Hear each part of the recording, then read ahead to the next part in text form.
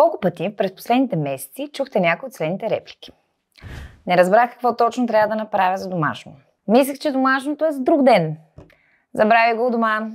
Кучето го изядем.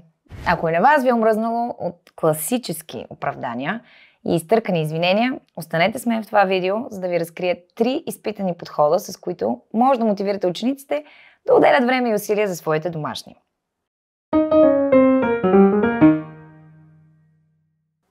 Истината е, че ключът към ефективните домашни не се крие в количеството, а в тяхното качество и смисъл. С други думи, въпрос не е дали да даваме повече, по-малко или никакви домашни, а дали и как можем да преобразим домашните задачи, така че да вдъхновяват и мотивират учениците ни към задълбочено и значимо учене. За да бъдат домашните наистина полезни и ангажиращи, те трябва да включват и ясни критерии за успех, така че учениците да знаят какво се очаква от тях и как могат да постигнат добър резултат. Както и поне един от следните критерии. Да бъдат свързани с реалния живот, да предлагат избор и гъвкавост при изпълнението им, да помагат за развитието на социални и емоционални умения и умения за учене. Ето как може да изглежда това на практика. Стратегия номер 1. Включване на учениците в планирането на домашните задания. Дайте на учениците възможност за избор на начина на изследване, срока на работа или дори формата на представяне. Това ги кара да се чувстват доста по-ангажирани и отговорни за своето обучение. Какво включва избор на подход за изследване? Позволете на учениците да изберат как да изследват дадена тема на урока, раздела или проекта. Например, ако по човек и природа се изучават различните видове растения, ученик, който обича ученето сред природата, може да посети местната ботаническа градина, за да се информира по-добре. От друга страна, ученик, който предпочита теоретичното изучаване и работата с текстове и видеа, може да избере да направи подробно проучване в интернет. Избор на формат. Освен стандартните задачи от страница номер 5 в работната тетрадка, есета, преразкази или доклади, учениците могат да изразят своето разбиране чрез създаване на видео, на подкаст, на блог статия или дори на арт проект. Учениците могат да изберат да споделят своите нови знания чрез PowerPoint, Canva или други подобни инструменти, което позволява разнообразие на начина на представяне на натрупаните нови знания и умения. Избор на срок. Дайте на учениците възможност да изберат собствен срок за изпълнение на домашните, в рамките на определен период, разбира се. Това ги учи на управление на времето и на самодисциплина. За по-големи проекти, учениците могат да избират кога да предават отделните етапи, което пък им помага да разпределят усилията си по-равномерно.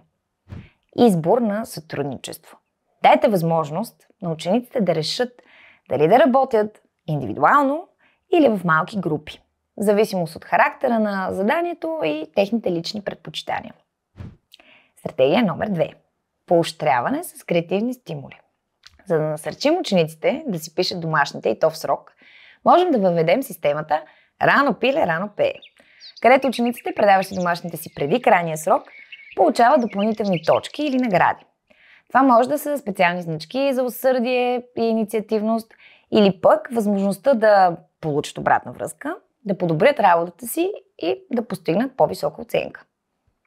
Друга идея, подходяща за по-малките ученици, е да създадете дърво на знанието в класната стая, където всяка предадена домашна работа добавя листенце с името на ученика.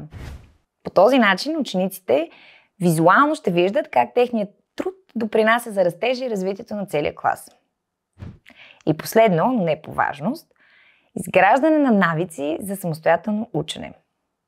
Въведете работни листове за седмично планиране на домашните, където учениците да записват своите задачи и да определят време за тяхното изпълнение.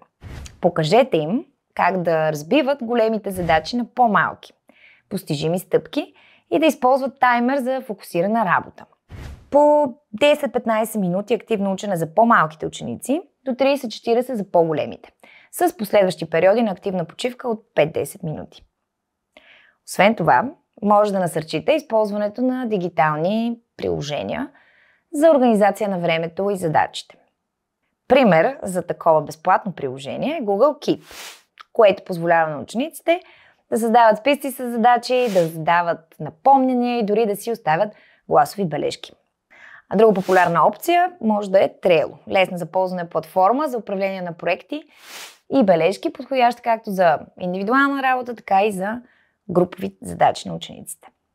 Тези инструменти предлагат ценна подкрепа за учениците не само в контекста на домашните задания, но и за по-широк спектър от учебни извънкласни дейности.